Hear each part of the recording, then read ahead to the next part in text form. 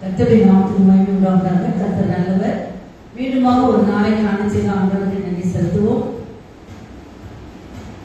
இந்த உலகத்திலே அநேக துன்பங்கள் உபத்திரவங்கள் நமக்கு வரத்தான் செய்கிறது. ஆனாலும் அது நீங்கிவிடும் என்று இந்த காலை வழியிலே ஆண்டவர் சொல்கிறார். எப்பொழுது நமக்கு அது லேசாக தெரியும் என்றால், நாம் இந்த காண்கிற உலகத்தை தேடாதபடிக்கு காணாத பரலோகத்தை நம்ம நாடி வாழும்போது நமக்கு அது உபத்திரம் லேசாக இருக்கும்.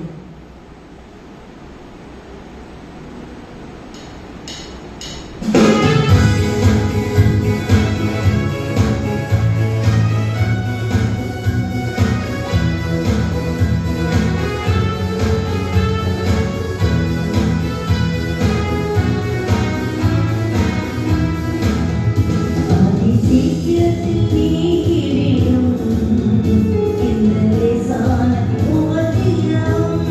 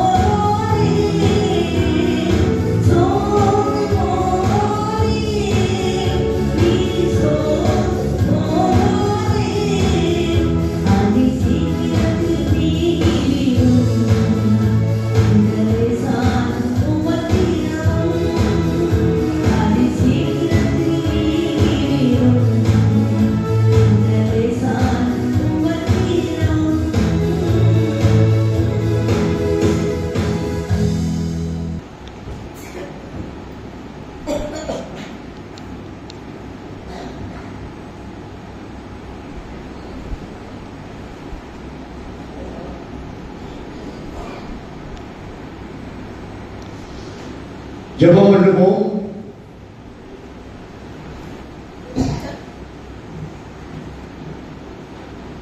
அன்புடைய ஆண்டவரே, பரிசுத்த பிதாவே, ஸ்தோத்திரம். ஆண்டவரே ஸ்தோத்திரம். ராஜாதி ராஜாதி கர்த்தாதி கர்த்தாவே, தேவாதி தேவனே, எங்கள் பரம தகப்பனே, உங்கள் நன்றி செலுத்துகிறோம். உமக்கு கோடான கோடி ஸ்தோத்திரம் ஏறெடுக்கிறோம். அருமையான ஆசீர்வாதமான மனமகிழ்ச்சி நாளுக்காக நன்றியை தெரிவித்துக் கொள்கிறோம். இந்த வேத 40 நாள் வேதாட்சியிலே எங்களை அழைத்து கொண்டு வருவதற்காக ஸ்தோத்திரம். ஆண்டவரே, இந்த கலந்துகளை வந்து கொண்டிருக்கிற மக்கள் சீக்கிரம் அழைத்து வாரும். வந்திருக்கிற எங்களோட திட்டவட்டமாகவும் தெளிவாக பேச முடிய அச்சனுக்கு வேதத்தில் சக்திகளை மறைபவர்களை இங்கே வெளிப்படுத்தும், எங்களுக்கு விலக்கி காட்டும். இந்த நேரத்தை எங்களுக்கு ஆசீர்வாதமாக மாற்றித்தாலும் மோட்சமாக்கித்தாலும் இயேசுவின் இனிய நாமத்திலே கெஞ்சி கேட்டுக்கொள்வோம். அன்புள்ள பிதாவே, ஆமென். லேவியராகமம் 23ஆம் அதிகாரம் 26, 27 வசனங்களை நான் வாசிக்கிறேன். லேவியராகமம் 23ஆம் அதிகாரம் 26, 27. பின்னும் கர்த்தர் மோசேயை நோக்கி, அந்த 7ஆம் மாதம் 10ஆம் தேதி உங்களுக்கு பாவ நிவர்த்தி செய்யும் நாளும் சபை கூடும் பரிசுத்த நாளுமாக இருப்பதாக. அப்பொழுது நீங்கள் உங்கள் ஆத்மாக்களை தாழ்மைப்படுத்தி கர்த்தருக்கு தகன பலி செலுத்த கடவீர்கள். அதிலே 33, 34 ஆகிய வசனங்களை நான் வாசிக்கிறேன். பின்னும் கர்த்தர் மோசேயை நோக்கி, நீ இஸ்ரவேல் புத்திரரோடு சொல்ல வேண்டியது என்னவென்றால், அந்த 7ஆம் மாதம் 15ஆம் தேதி முதல் 7 நாளும் கர்த்தருக்கு ஆசரிக்கும் கூடார பண்டிகை இருப்பதாக என்றார். இந்த 7 நாட்களிலே நாம் 40 நாட்கள் வேத ஆராய்ச்சியிலே நாம் தியானிக்கும்படியாக தெரிந்து கொள்ள ஒரே ஒரு வேத வாக்கியம் லூக்கா சுவிசேஷம் 6ஆம் அதிகாரம் 12ஆம் வசனம். அந்த ஒரு வசனத்தின் அடிப்படையில் தான் இந்த 40 நாட்களும் நாம் தியானித்துக் கொண்டு வருகிறோம். இந்த 40 நாட்களும் தியானிக்கும் செய்திகளின் ஒரே தலைப்பு எனது மலைமேல் ஏறும் அனுபவம். அதாவது ஜபம் பண்ணுகிற அனுபவம். மலைமேல் தான் ஏற வேண்டும் என்ற கட்டாயம் அல்ல, நான் ஜபம் பண்ணுவது கட்டாயம், அவசியம். அதனால இயேசு கிறிஸ்து மலைமேல் ஏறி ஜெபித்தார், வனாந்தரமான இடத்தில் ஜெபித்தார், கெத்செமனே தோட்டத்தில் ஜெபித்தார், கல்வாரி சிலுவையிலே அடிக்கப்பட்டு காயப்பட்டு ரத்தம் சிந்திக்கொண்டு வேதனையிலே கூட ஜெபித்தார். ஆகையால இயேசு கிறிஸ்து எப்பொழுதும் ஜெபிக்கக்கூடியவராக இருந்தார். நமக்கும் கர்த்தர் ஜெபிக்க கற்றுக் கொடுத்தார். நீயோ உன் அறை வீட்டுக்குள் பிரவேசித்து உன் கதவை பூட்டி அங்கே ஜெபம் பண்ண வேண்டும் என்று வீட்டிலிருந்து ஜெபம் பண்ணலாம், அதை கூட கற்றுக் கொடுத்திருக்கிறார். அதில் எங்கிருந்து ஜெபம் பண்ணலாம், ஆனால் ஜெபம் பண்ண வேண்டும் என்றால் ஜெபம் முக்கியம். நம்முடைய வாழ்க்கைக்கு, நம்முடைய ஜீவனுக்கு மூச்சு எவ்வளவு முக்கியமோ அதுபோல ஜெபம். மூச்சு இழுத்து இழுக்கிறோம், வெளியிடுகிறோம், இழுக்கிறோம், வெளியிடுகிறோம். அதுபோல ஜெபம். ஜெபத்தில் கர்த்தரோடு பேசுகிறோம், அங்கே வேதத்தை தியானிக்கிறோம். கர்த்தர் நம்மோடு பேசுகிறார். கர்த்தர் பேசுவதை நாம் கேட்க வேண்டும், நாம் பேசுவதை கர்த்தர் கேட்கிறார். இதுதான் ஜெபம். கர்த்தரோடு இருக்கக்கூடிய ஒரு உறவு, ஐக்கியம், அதுதான் ஜெபம். அதனால் இந்த ஜெபம் இல்லாவிட்டால் ஜெபிக்காதவர்கள் செத்தவர்கள். மூச்சு நின்று போயிருந்தால் உயிர் செத்தவன். அதுபோல ஜெபிக்காதவன் செத்துவான். அந்த வாழ்க்கையை ஜெபிப்பதை மறக்கவே வேண்டாம். தனியாக ஜெபம் பண்ண வேண்டும், குழுவாக ஜெபம் பண்ண வேண்டும், குடும்பமாக ஜெபம் பண்ண வேண்டும், சபையில கூடி ஜெபிக்க வேண்டும். இப்படி இடைவிடாமல் எப்பொழுதும் ஜெபம் பண்ணிக் கொண்டே இருக்க வேண்டும் என்றெல்லாம் நாம் இடத்தில் வாசிக்கிறோம். அதனால ஜெபம் மிக மிக முக்கியமான ஒன்றாகும். அப்படி ஜெபிக்கும் போது தேவனுடைய சமூகத்திலே மோசே 40 நாட்கள் நாம் தியானிப்பதிலே மோசே அடிக்கடி மலையிலே ஏறினான் இறங்கினான் ஏறினான் இறங்கினான் என்று சொல்லி தேவனோடு கூட தன் நேரத்தை செலவிட்டான். ஏன் என்ன செய்தான்? தேவனோடு பேசினான். அவர் தேவனோடு மோசேயோடு பேசினார். தேவனோடு ஐக்கியம் உறவு வைத்ததினாலே கர்த்தர் மோசேக்கு அநேக காரியங்களை வெளிப்படுத்தினார். அதை மக்களுக்கு வந்து தெரிவித்தார். இதேதான் நமக்கும் கர்த்தர் வைத்திருக்கிறார். நாம் கர்த்தரை பார்த்து சார்ந்தது நாம் ஜெபிக்க வேண்டும். கர்த்தர் சொல்கிறது மற்ற மக்களுக்கு நாம் சொல்ல வேண்டும். இதுதான் ஆண்டவர் நமக்கும் இதே ஊழியத்தான் நமக்கு கர்த்தர் கொடுத்திருக்கிறார். அதனால நாம் இப்படி இஸ்ரவேல் ஜனங்கள் எகிப்து தேசத்திலே பலவிதமான காரியங்களை அங்கே ஆண்டவர் செய்தார், அற்புதங்களை செய்தார். இஸ்ரவேல் ஜனங்களை எகிப்தின் அடிமைத்தனம். அவர் இஸ்ரவேல் ஜனங்களை எகிப்திய பார்வோன் ஒடுக்கினான், அவரை வேதனைக்குள்ளாக்கினான். அவர்கள் பூக்கோலிட்டார்கள், தேவனோக்கி பூக்கோலிட்டார்கள். அவர்கள் பூக்கோலிட்டது சத்தம் தேவன் சன்னதியில் போய் எட்டினது. அப்பொழுது தேவன் இஸ்ரவேல் ஜனங்களை விடுவிக்க திட்டம் கொண்டார், சித்தம் கொண்டார். மோசேயை கொண்டு இஸ்ரவேல் ஜனங்களை எகிப்தின் அடிமைத்தனத்திலிருந்து விடுதலையாக அங்கே எகிப்தை விட்டு வெளியே வர ஏற்பாடு பண்ணினார். மோசே அங்கே சொன்ன காரியங்களுக்கு பார்வோன் கீழ்ப்படியாமல் விடுவிக்காமல் இருந்தபடினால் 10 வாதைகளை அனுப்பினார். அதை கடைசியாக அவர்கள் எகிப்திலிருந்து விடுதலையானார்கள். எகிப்திலிருந்து வெளியே வருவது ரட்சிப்புக்கு அடையாளம். பழைய ஏற்பாட்டிலே நாம் வாசிக்கிற அதே காரியங்கள் எல்லாம் புதிய ஏற்பாட்டின் நிழலாட்டமாக இருக்கின்றன. அந்த எகிப்தில் வெளியே வந்தது ரட்சிப்புக்கு அடையாளமாக இருக்கிறது. அதன் பிறகு சிறந்த சமுத்திரத்தின் வழியாக அவர்கள் வந்தது ஞானஸ்நானத்துக்கு அடையாளமாக இருக்கிறது. அதன் பிறகு அவர் வனாந்தரத்தின் வழியாக வழிநடத்தப்பட்டு வந்தது இந்த உலக வாழ்க்கையை குறிக்கிறது. அது மட்டுமல்ல, பாலும் தேர் ஓடுகிற கானான் தேசத்திலே அவர்கள் பிரவேசித்தது. அது 2 அர்த்தங்களை குறிக்கிறது. ஒன்று, அது பர்வதத்தையும் குறிக்கிறது. அது மட்டுமல்ல, இந்த உலகத்திலேயே நாம் வாழக்கூடிய வெற்றி வாழ்க்கை, பரிசுத்த வாழ்க்கை, அதை குறிக்கிறது. இப்படி ஆண்டவர் இஸ்ரவேல் ஜனங்களுக்கு கட்டளையிட்டார். இஸ்ரவேல் ஜனங்களுக்கு இன்னும் பண்டிகைகளை கொண்டாடும்படியாக கட்டளையிட்டார். 7 விதமான பண்டிகைகளை இஸ்ரவேல் ஜனங்கள் கொண்டாடும்படியாக கட்டளையிட்டார். அதைத்தான் நாம் வாசித்தோம். நாம் என்னென்ன பண்டிகைகளை நாம் வாசித்தோம்? முதலாவது பண்டிகை என்ன? பஸ்கா பண்டிகை. 2வது பண்டிகை புளிப்பில்லா அப்ப பண்டிகை. 3வது பண்டிகை முதல் பலன்களின் பண்டிகை. 4வது பண்டிகை பெந்தெகோஸ்தே பண்டிகை. 5வது பண்டிகை எக்கால பண்டிகை. இன்றைக்கு மற்ற 2 பண்டிகைகளை குறித்து பார்க்க போகிறோம். பாவ நிவர்த்தி பண்டிகை, அதுதான் கூடார பண்டிகை.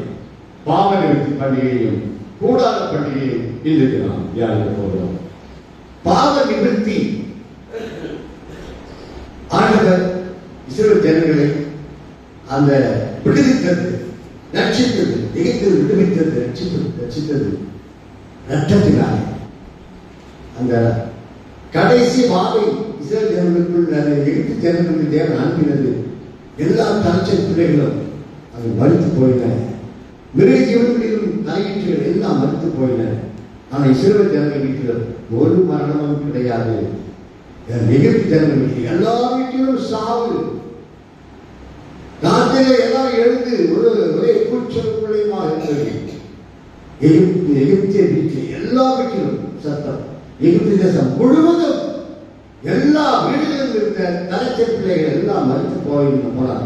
ஒரு வீட்டுல ஒரு சாமி இருந்தால் எல்லாம் குச்சல் குறைமாக இருக்கும் கத்துவார்கள். ஆனால் எகிப்து முழுவதும் தேசமே உலகினது. இஸ்ரவேல் தங்கள் வீட்டிலே ஒரு சாவும் கிடையாது. அப்படியாக கர்த்தர் ரட்சித்தார். எதனால ரட்சித்தார்?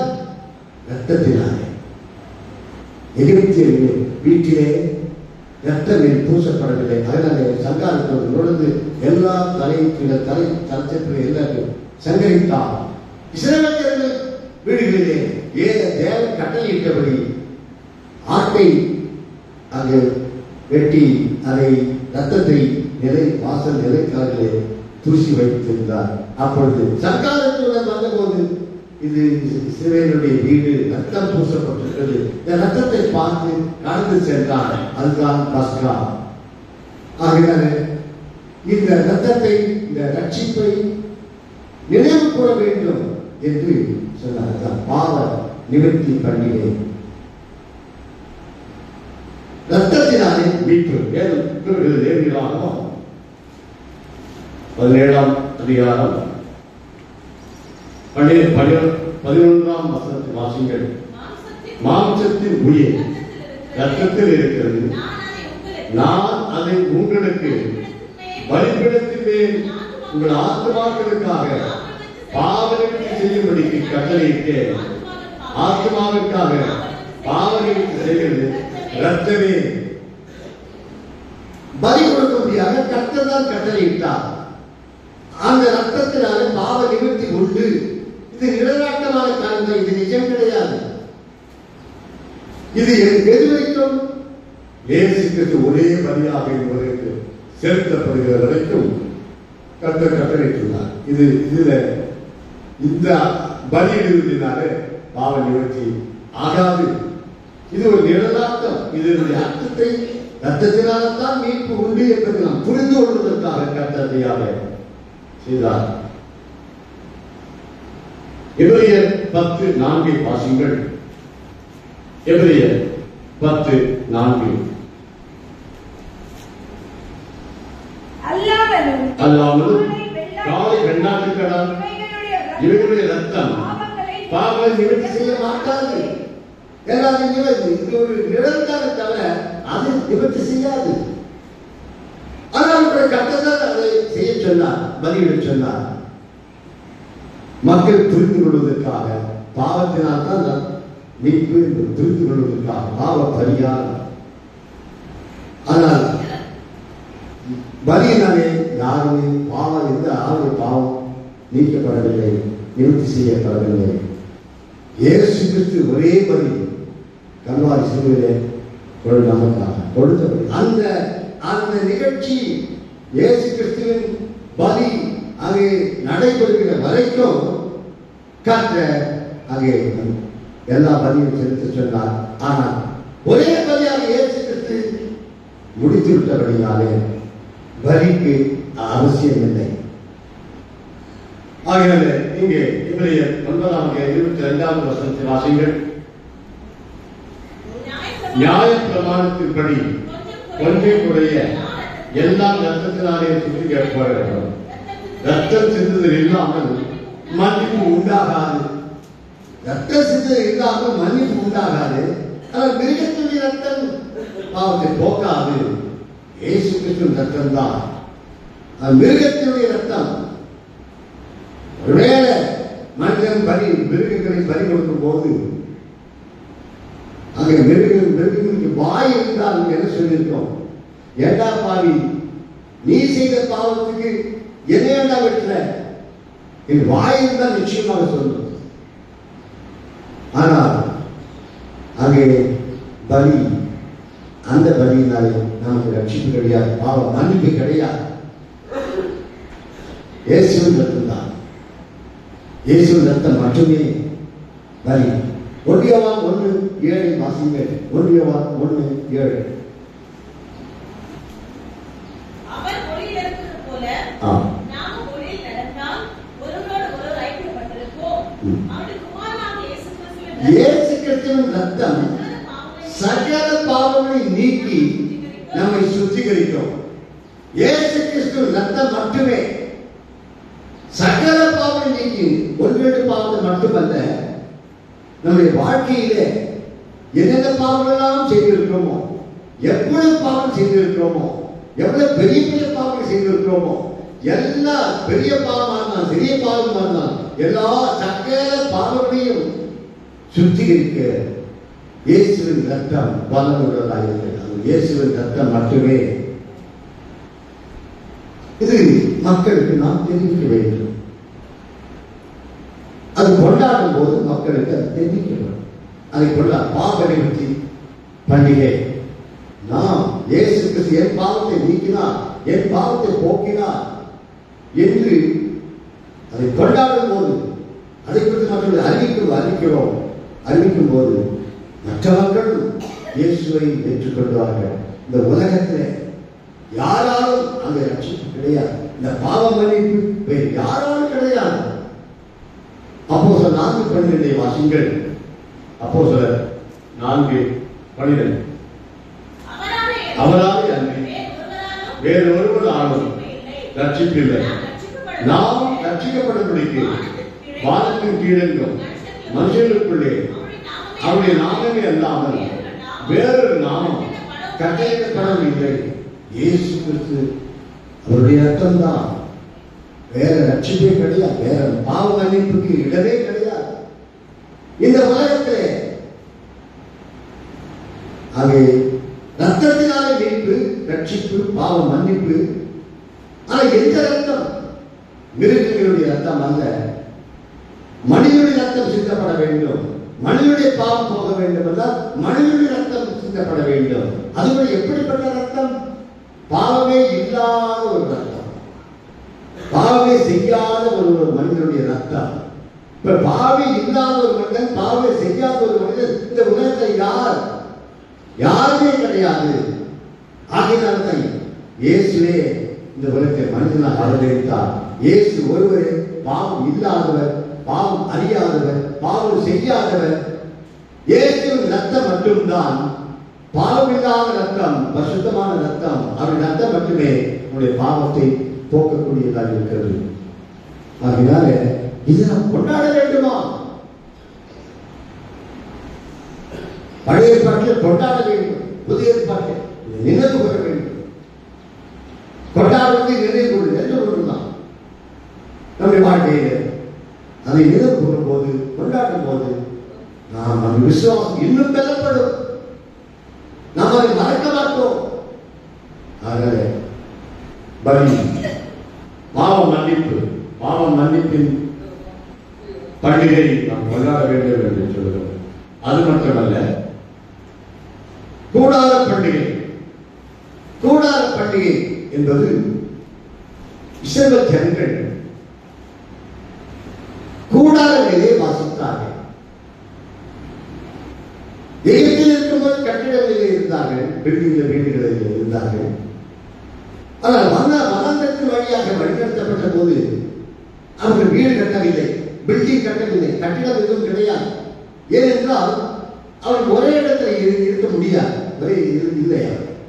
இன்னைக்கு ஒரு இடத்துல இருப்பாங்க, நான் இன்னொரு இடத்துக்கு போவாங்க, இன்னொரு அந்த இடத்துக்கு போவாங்க, இப்படி மாறி மாறி அவர்கள் பிரயாணம், யாத்திரை எங்கே நோக்கி?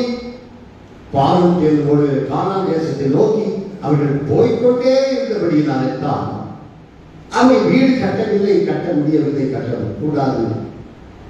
வீடு கட்டினா அங்கே இருந்து விடுவார்கள், அங்க கானான் தேசத்துக்கு போய் சேர முடியாது, போக மாட்டார்கள். அதனால எப்படி வசித்தார்கள்? கூடாரங்களிலே வசித்தார்கள். இதை நினைவு கூற வேண்டும் என்று கர்த்தர் சொன்னார். இதை பண்டிகையாக கொண்டாட வேண்டும். கொண்டாடும் போது இது ஞாபகம், நான் இப்படித்தான் நாங்கள். ஆகவே இங்கு இந்த வனாந்திரத்தை மட்டுமல்ல, பாவத்தை போட்டு அந்த காரணத்தை சென்ற பிறகும் இந்த பண்டிகைகளை கொண்டாட முடியாது கர்த்தர் கட்டளையிட்டார். அந்த பண்டிகை கானான் தேசத்தில் போய் பில்டிங்களை அவர்கள் வசித்தாலும் கூட, கட்டிடங்களை கட்டினார்கள், வீடுகளை கட்டினார்கள், வீடுகளை வசித்தார்கள். கட்டினாலும் கூட இந்த கூடார பண்டிகை நேரத்தில் அவர்கள் என்ன செய்வார்கள்? வீட்டெல்லாம் விட்டுட்டு கூடாரங்களை போட்டு இது கூடாரங்களிலே அதை கொண்டாடுவார்கள். நினைவு கூற சொன்னார் கர்த்தர், அதை கொண்டாட சொன்னார். ஏனென்றால் அது நமக்கு ஞாபகத்தில் வர வேண்டும். இப்படித்தான் நாங்கள் ஒரு காலத்தில் வாழ்ந்தோம், ஞாபகத்தில் வர வேண்டும். இது எதை குறிக்கிறது, எதை காட்டுகிறது? நாம் கூட இந்த உலகத்திலே கூடாரங்களிலே வசிக்கிறோம். நம்முடைய வாழ்க்கையிலே நம்முடைய சரீரமே கூடாரம் என்று வேதம் கூறுகிறது. 2 கொரிந்தியர் 5ஆம் அதிகாரம் 2 கொரிந்தியர் 5ஆம் அதிகாரம் 1 முதல் வாசிங்கள். பூமிக்குரிய கூடாரம் நம்முடைய வீடு அழிந்து போனாலும் தேவனால் கட்டப்பட்ட கைவேலை இல்லாத நித்திய வீடு பரலோகத்தை நமக்கு உண்டு என்று அறிந்திருக்கிறோம். பூமிக்குரிய கூடாரம் அது நம்ம சரீரத்தை அங்கே சொல்லுகிறார். அது மட்டும் 2வது வசனத்தில் வாசிங்கள். இந்த கூடாரத்தை நாம் தவித்து வாசஸ்தலத்தை ஏற்றுக்கொள்ள மிகவும் வாஞ்சியுள்ளவர்களாக இருக்கிறோம். 4வது வசனத்தில் வாசிங்கள். இந்த கூடாரத்தில் இருக்கிற நாம் வானம் சுமந்து தவிக்கிறோம். இந்த போர்வையை கவிழ்த்து போட வேண்டும் என்று விரும்பாமல் மரணமானது ஜீவனாலே விழுங்கப்படுவதற்காக போர்வை தரித்தவர்களாக இருக்க வேண்டும் என்று விரும்புகிறோம். ஆகினால நமக்கு சரீரமே ஒரு கூடாரம் தான். இது நிலையானது அல்ல. இந்த உலகத்தில் நாம் அப்படியே இங்கே இருக்க போவதில்லை. இது நமக்கு நிலையான நகரம் அல்ல. நம்முடைய குடியிருப்போ பரலோகம். பரலோகத்துக்கு போய் சேர வேண்டும். ஆகினால எப்படி கூடாரம் டெம்பரரி தற்காலிகமாக இருந்தது, அதுபோல் நம்முடைய சரீரம் தற்காலிகமாக, ஆவி ஆத்மா சரீரம் அழிந்துவிடும். இந்த நாம் இருக்கிற சரீரம் அழிந்துவிடும். ஆத்மா அழியாதது. தேவன் மனிதன் உண்டாக்கும் போது ஆத்மாவை அழிக்க முடியாதபடிக்கு உண்டாக்கியிருக்கிறார். மனிதனுடைய ஆத்மா அழியாதது. அது ரட்சிக்கப்பட்டவனாக இருந்தாலும் சரி, அது ரட்சிக்கப்படாதவர்களுடைய ஆத்மாவில் தான் சரி, எதுவுமே அழியாது. ரட்சிக்கப்பட்டவர்கள் நாம் பரலோகத்திலே என்றென்றைக்கும் தேவனோடு கூட நாம் வாழப்போகிறோம். எவ்வளவு காலம்? அது முடிவே கிடையாது. முடிவில்லாதபடிக்கு நித்திய காலமாக கர்த்தரோடு கூட என்றென்றும் வாழப்போகிறோம். ஆனால் இயேசு ஏற்றுக்கொள்ளாதவர்கள், ரட்சிக்கப்படாதவர்கள், பாவத்தில் விடுதலை பெறாதவர்கள் அங்கே நரகத்திலே தள்ளப்படுவார்கள். நரகம் எப்படி இருக்கிறது? அக்கினியும் கந்தகம் ஏறிய கடல். அந்த ஒரு மனிதன் தீர்க்கப்பட்டால் அவன் எரிந்து சாம்பலாகி விடுவான். ஆனால் நரகத்திலே யாரும் எரிந்து சாம்பலாகவே மாட்டார்கள். நெருப்பு எரிந்து கொண்டே இருக்கும், வேதனை எரிந்து கொண்டே இருக்கும். தத்துவார்கள், கூச்சலிடுவார்கள், பற்களை கடிப்பார்கள். எவ்வளவு நாளுக்கு? முடிவே கிடையாது. முடிவில்லாம் நித்திய காலமாக நெருப்பில் வென்று கொண்டே இருப்பார்கள். வேதனை இருந்து கொண்டே இருக்கும், முடிவில்லாமல். ஆகையால நாம் எதை தெரிந்து கொள்கிறோம்? ஆண்டவராய் இயேசு கிறிஸ்து நம்மை ரட்சிக்க முடியாது, பாவம் மன்னிப்பு கொடுக்க முடியாது, பாவத்திற்கு விடுதலை கொடுக்க முடியாது. ஆகவே அது நமக்காக பரலோகத்து ஆழ்த்தபடியை வைத்திருக்கிறார். நமக்காக ஜீவ பலியாக தன்னை கொடுத்தார். பாவ பரிகாரம் செய்து விட்டார். நாம் தான் பாவம் செய்தவர்கள், நமக்கு தான் தண்டனை கொடுக்க வேண்டும். ஆனால் நாம் செய்த பாவங்களுக்கு நமக்கு தண்டனை வராதபடிக்கு எல்லா தண்டனைகளையும் இயேசு தம்மையை ஏற்றுக்கொண்டார். தம்மையை சுமந்து தீர்த்து விட்டார். இன்னைக்கு நமக்கு தண்டனை கிடையாது. எல்லாத்தையும் தீர்த்து முடித்து விட்டார். சிலுவையை எல்லாத்தையும் முடித்து விட்டார். நம்முடைய பாவம் போவதற்காக நாம் எதுவும் செய்ய வேண்டிய அவசியமே இல்லை. விசுவாசித்தால் போதும். இயேசு மெய்யான தேவன் என்று விசுவாசிக்க வேண்டும். இயேசுவை தவிர வேறு தேவன் இல்லை என்று விசுவாசிக்க வேண்டும். இயேசுதான் என் பாவங்களை சிலுவையை சுமந்து தீர்த்து விட்டார் என்று விசுவாசிக்க வேண்டும். இந்த பாவங்களை மன்னிக்க இயேசு ஒருவருக்கு தான் அதிகாரம் உண்டு. இந்த உலகத்தை பாவத்தை போக்க வேற யாருமே கிடையாது என்றால் யாருமே இந்த உலகத்தை அநேக அவதாரங்கள் வந்து சொல்லுகிறார்கள். எல்லாம் வந்தார்கள், அங்கே பெண் கொண்டார்கள், வாழ்ந்தார்கள், மனிதர்களுடைய கேவலமாய் வாழ்ந்தார்கள், மரித்தார்கள், அடக்கம் பண்ணப்பட்டார்கள், மண்ணோடு மண்ணாய் மக்கி போனார்கள். இயேசு ஒருவரே அங்கே அந்த பாவங்களை சிலுவையிலே சுமந்து தீர்த்தார், மரித்தார், அடக்கம் பண்ணப்பட்டார், மூன்றாம் நாள் உயிரோடு எழுந்தார். இன்றைக்கு உயிரோடு இருக்கிறார். இன்றைக்கு நம்முடைய பாவங்களை மன்னிக்க முடிகிறார். அங்கே நம்மை பருவத்தில் கொண்டு போய் சேர்க்க முடியாது கர்த்தர் இருக்கிறார். ஆகவே பாவம் மன்னிப்பை பெற்றுக் கொள்ள வேண்டும். அந்த பருவத்துக்கு செல்ல வேண்டும் என்றால் இந்த கூடாரத்தை விட்டு நாம் போகிறோம். இந்த மாம்சத்தோடு இந்த சரீரத்தோடு நாம் பரவ போக முடியாது. மாம்சமும் ரத்தமும் தேவனுடைய ராஜ்யத்தை சுதந்திரத்திலே என்று வேதம் சொல்கிறது. இந்த சரீரத்தோடு நாம் போக மாட்டோம். இயேசு கிறிஸ்து வருவார். வரும்போது உயிரோடு இருக்கிறவர்கள் அப்படியே மறுரூபமாக்கப்பட்டு கர்த்தரோடு எடுத்துக் கொள்ளப்படுவோம். ஒருவேளை இயேசு வரும்போது மரித்தவர்களாக இருந்தால் உயிர்ப்பிக்கப்பட்டு அதுவும் மறுரூபமாக்கப்பட்டு கர்த்தரோடு எடுத்துக் கொள்ளப்படுவோம். இந்த உலகம் நிலையானதல்ல, நித்தியமானதல்ல, நிரந்தரமானதல்ல. பரலோகம் தான் நமக்கு நித்தியம். அங்கே போய் நாம் வாழ போகிறோம். அதுதான் நம்முடைய தாய் வீடு, அதுதான் நம்முடைய சொந்த வீடு. நாம் பரலோகத்துக்கு நாம் போக போகிறோம். சொந்த வீட்டுக்கு தாய் வீட்டுக்கு போகணும் எவ்வளவு ஆசை, அதை விட ஆசை நான் பரலோகத்துக்கு. அதான் பவுல் சொல்கிறார், நான் இந்த தேகத்தை விட்டு பரலோகத்தை குடியிருக்கு. எனக்கு அதிக ஆசை இருக்கு. ஆனாலும் இந்த உலகத்திலே நாம் தரிக்க வேண்டியதாக இருக்க சரீரத்தில், இந்த சரீரத்தில் இருக்க வேண்டிய அவசியமாக எவ்வளவு காலம்? கொஞ்ச காலம் தான். பரலோகத்துக்கு நாம் போக ஆழ்த்தப்படுவோம். கண்மைப்படி கற்று நோக்கி நாம் ஜெபம் பண்ணணும்.